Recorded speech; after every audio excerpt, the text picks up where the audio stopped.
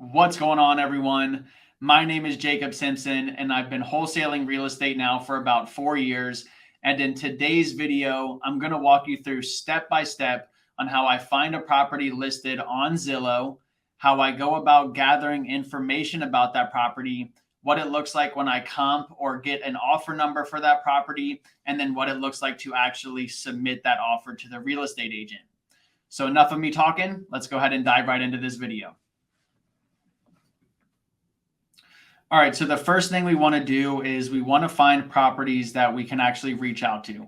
Now, if you're already familiar with how to go about finding listed properties using Zillow, or if you're familiar with the MLS, or you've already seen a previous video of mine, feel free to skip ahead. But for those of you who aren't familiar, I'm going to walk you through exactly how we find a property that's listed on Zillow.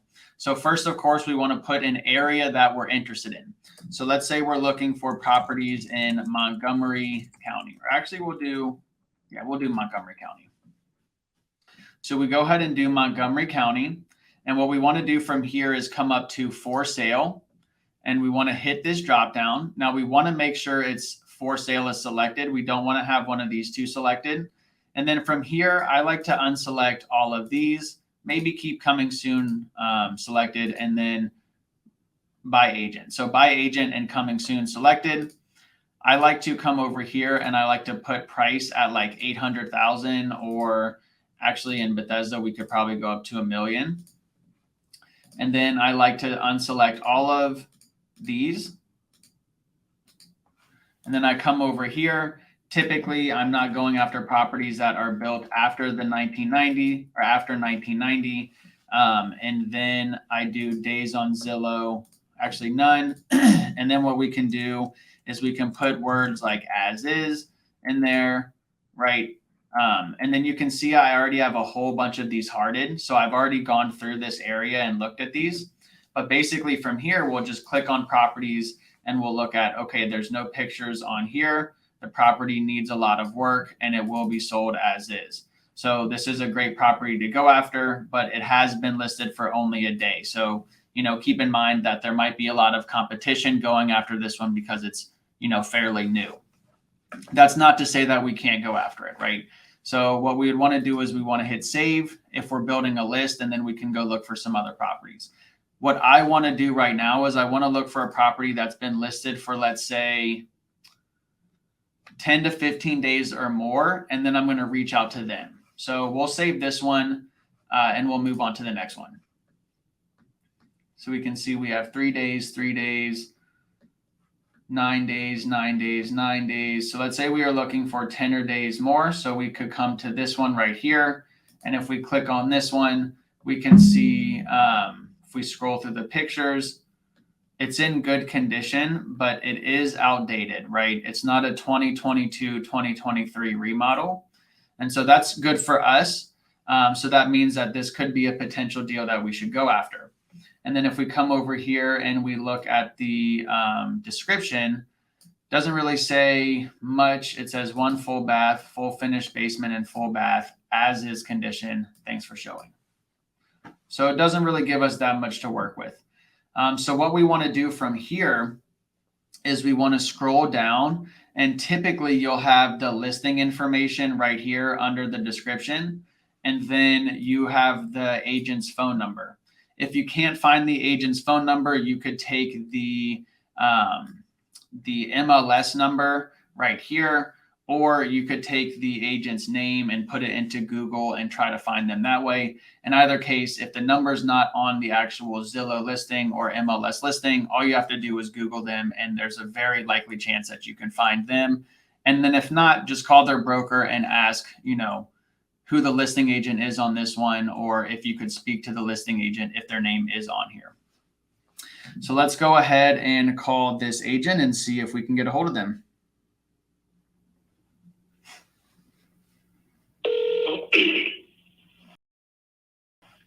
Yes. Yeah, this is Jacob. How are you doing this morning?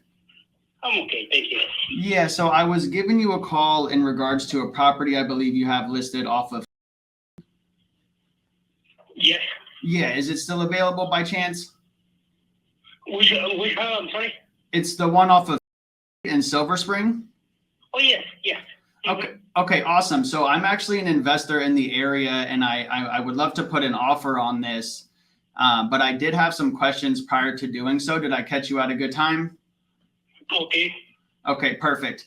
So obviously I can get a good idea of the condition of the property based on the pictures, but is there anything that I can't see that the pictures can't show me, like leaks, mold, foundation issues, structural issues? No, there's people who are living there right now. It's vacant, but the house is in good condition.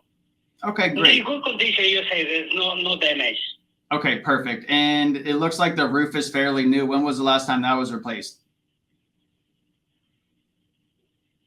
Could you repeat it? I'm sorry. Do you know how old the roof is? The roof look maybe 10 years. Okay, not bad. And do you know if the property currently has HVAC? Air conditioner? Yeah, correct. Yes.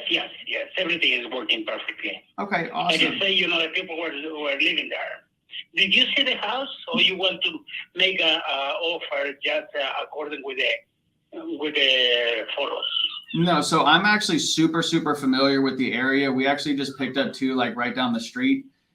So I have drove by it, but I haven't, obviously I haven't been inside of it. So, the pictures give me a very good understanding of what I'm working with. But I just wanted to see if there was anything major that I would need to take note of prior to, No, really, an offer. no. It's a little, make changes. Could it be the house maybe needs some changes in the floor, and maybe, but even the windows are okay. The house is good. Okay, great. That's what I like to hear. So nothing major. And you said it's currently vacant? It's vacant right now, yes. Okay, perfect. And was this owner occupied and then they just ended up moving, or why are they looking to sell? They moving, yes, like a year ago. But where somebody was living in the basement, it was because they rented the basement. I gotcha. So they ended up moving out, and then they just had someone living in the basement, and they were waiting to sell until they moved out. Exactly. They painted, they put in the market. Okay, I gotcha. That makes sense. And then I see it's been listed for only about like 2 weeks. Have you all been getting a decent amount of interest on it? Yes. Okay. Have you got any offers? No. No offers yet? Nothing in writing. Okay, I Nothing in gotcha. writing. I gotcha. So hopefully I can get you a solid offer by this afternoon, and we can make something work. Do they have any sort of timeline in which they absolutely need to sell by, or are they pretty flexible in regards to closing? Yes. Okay, sweet. Bring me something rational in the offer, then we can work with that. Okay, cool. Well, let me go ahead and run my numbers, and I'll give you a call back here in like the next 5-10 minutes with the number in mind. And then if it's something it sounds like the sellers will entertain, we'll go ahead and put it in writing. Okay. Thank you very much. Sure. No problem. Have a good one. Thank you. Okay, bye. Bye-bye. All right. I need to stop saying have a good one after I say I'm going to call you in 5 to 10 minutes, because I'm literally about to talk to you in 5 to 10 minutes.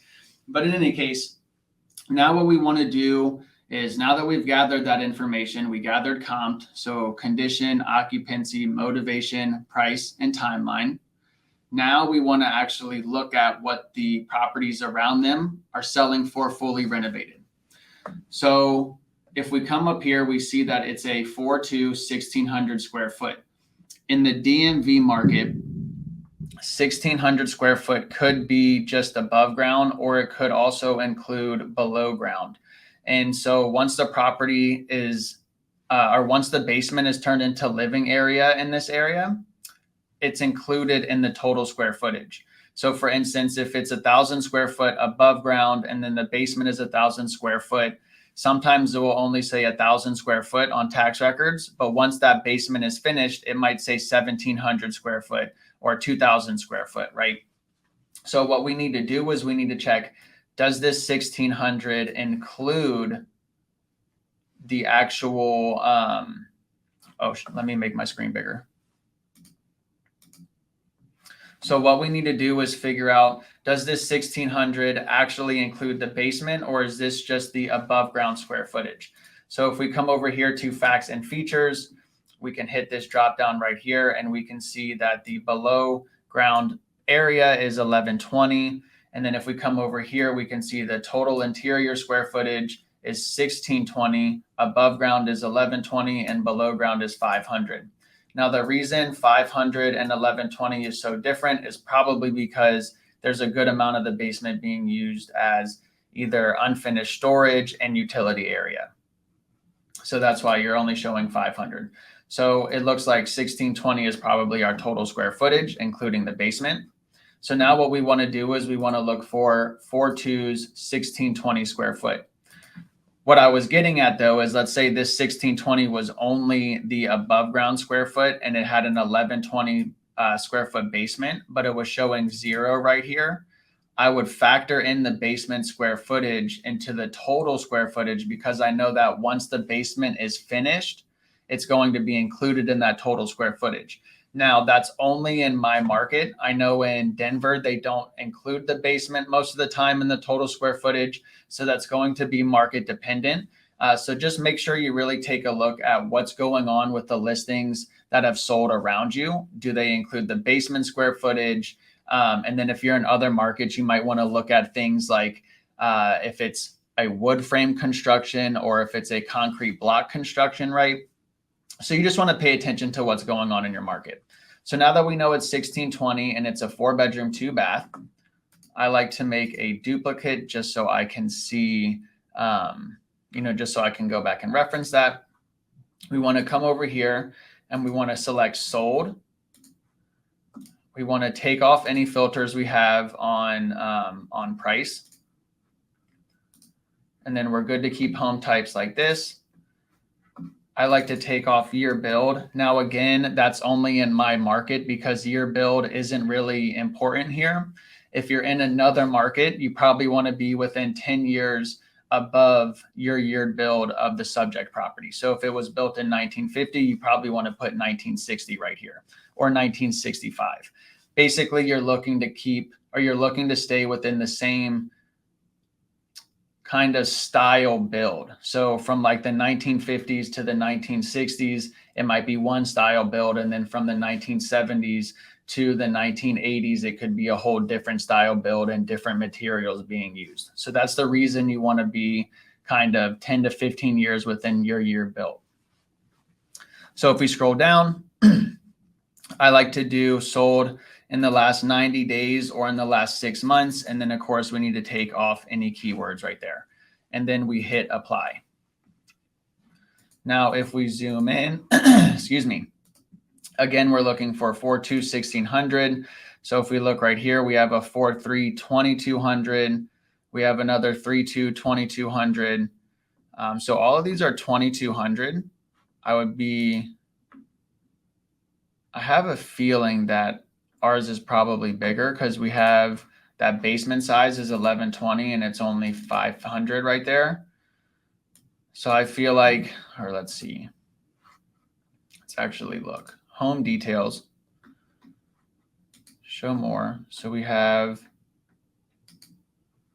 finished above ground 1120, finished below ground 1120, which is coming out to 2200. Again, that's the same that we have 1120, 1120. Let's look at this one. So if we go to home details, we have 1120 basement again. So again, 1120 above ground, 1120 below ground. So it's safe to say that this is going to happen to this property. So this will probably become a 2200 square foot property. So these are good comps that we can use. So if we see 570, again, this is fully updated and it sold about a month ago. And you can see it's a 4.2 right here, and this one's a 4.3. Again, it's safe to say that they're going to add another bath. And then that basement is going to turn in from 500 to 1120, and that total square footage is going to match this. So this would be a safe comp. So I'm safe with I feel comfortable, excuse me, I feel comfortable using 570,000 as an ARV right now. If I come over here, this one is not fully updated and it went for 515. If we come over here, that's 2,700. This one was, again, not fully updated. Are these going to, okay, let's see if this one went to an investor. So how we want to figure out if this went to an investor is we can go to batch leads. If you don't have batch leads already and you want to support your boy, go ahead and click that link in the description below and you can sign up for a 7-day trial to batch. If you end up staying with them, I will make a small commission every single month while you use it. So for instance, if you're paying $100 a month or $50 a month, I might make $10 to $20 a month while you're using it. So if you want to support me and you don't have batch already, go ahead and click that link in the description. So once we're in batch and you hit property search, you come up here and you put the address that you're looking for the property in. So in this case, we're looking for 208 Haynes. And then we come over here, we click on it and we come to this part, sale and loan. So if we click on that and we scroll down, we can see the sale date right here. So we see 11/19/2021 and then 10/21/2022. So this was when it was bought and this is when it was resold. So if we come over here, we can see the buyer's name is right here and it is an LLC. And then again, we can see that same LLC was the seller here. So it was bought at $360,000 and it was sold at $570,000. So if we go to our calculator and we do 360,000 divided by 570,000, that gives us 6.63 or 63%. And that falls right in line with, you know, what I know my market can sell at. So I know that I can sell a full gut at 60% and I can sell cosmetic at 68%. So if we're thinking that the ARV is around 570, we can do 570 times 0.68, and that gives us 387,000. So, you know, with the market the way it is, let's say $380,000 is where a buyer will buy this at. So then if we come back here, we see that it's listed at 515. You know, we think a buyer is going to buy it at 380. We'll probably have to be around 350. So we're coming in, you know, pretty low under their listing price. But again, this property is the same exact layout. It went for 570 a month ago and it was bought for 360 a year ago. So yeah, I think that's safe to say. All right. So let's go ahead and reach back out to the listing agent and kind of let him know where we're coming from, why our offer is the way it is. And honestly, I don't think they're going to accept it with it being as low as it is. And it hasn't been listed for more than, you know, not even 2 weeks yet. But we're going to call them and see if they're willing to come down to that price. If not, we're just going to ask him if he has anything else.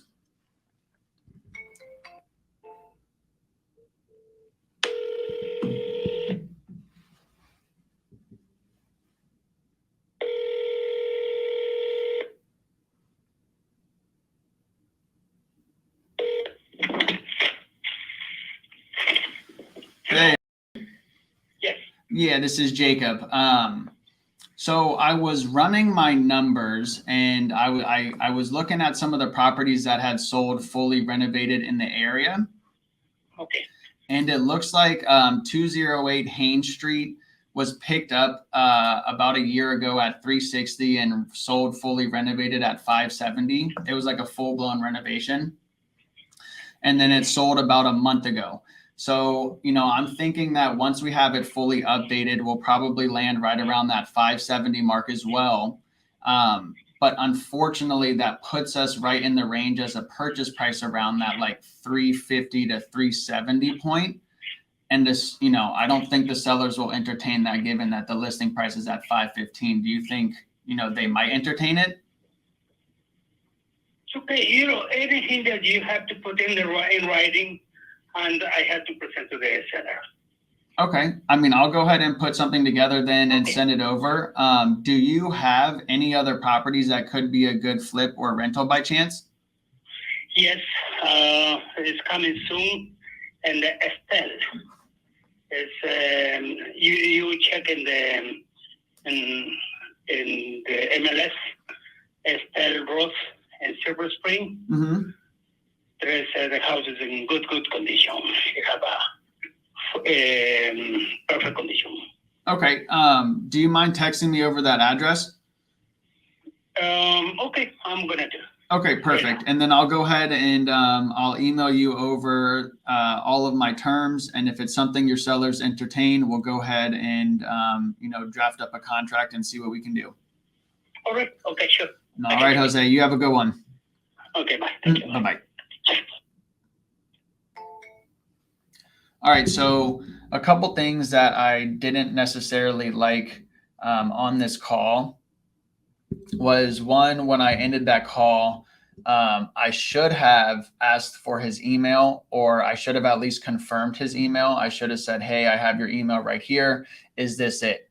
Or, hey, what's your email so I can go ahead and send you those terms.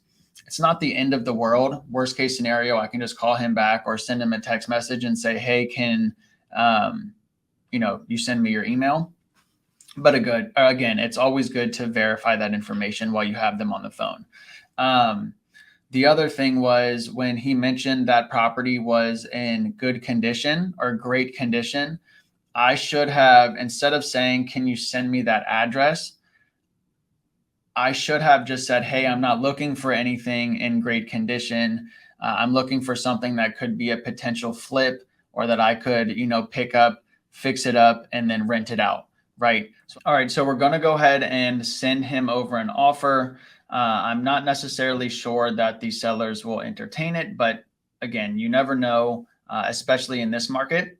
So basically, what my offer is going to include is the address of the property, the entity name that I'm going to put the contract under, the purchase price, financing. So I'll say if it's cash, and then I'll also include no loan and no appraisal contingency. And then I'll include condition and title. So I always spell out it's as is condition with free and clear title. I'll put the inspection period and study period. So how many days is the inspection period? I'll put the EMD deadline.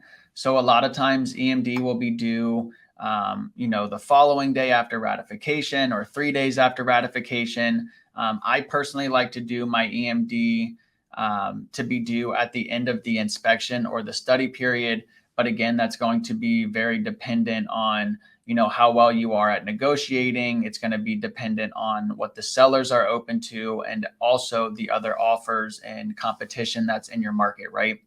And then I like to include offer deadline. So, let's say I make an offer on the 26th and I want to know if they're going to accept it by the 29th. So that way they can't just go out there and shop my offer. I'll include that. And then I'll also include the title and escrow company, as well as the closing date. So these are all the terms that I include in my offer. I'll go ahead and put these together and I will send them to the agent. If he reaches back and says, hey, my seller declines, I'll see if they counter. If they didn't counter, I'll say, hey, will they entertain that same offer? But if I go in unrepresented, that way there's no buyer side commission. If they still say no, then I'll say, hey, will they entertain that same offer? I'll waive the buyer side commission and I'll cover all of the seller side closing costs. If still no, then I'll try to figure out, using one of the comped or qualifiers that I gathered, if I can use one of those negotiating points to leverage, a better deal for me. If not, then I go to price. So then I'll start to negotiate on price, right? All right. So I'm going to go ahead and put this offer together and send it out to the agent on this deal. Hopefully this video was valuable. If you did find it valuable, make sure you subscribe to my channel and hit that like button. Also, make sure you share it with anyone else who might find it valuable. And then if you don't have Batch, Privy, PropStream, or any one of the other affiliates that I'm promoting, make sure you go down in the description below and click on those links and sign up to support your boy. And I will see you all in the next video.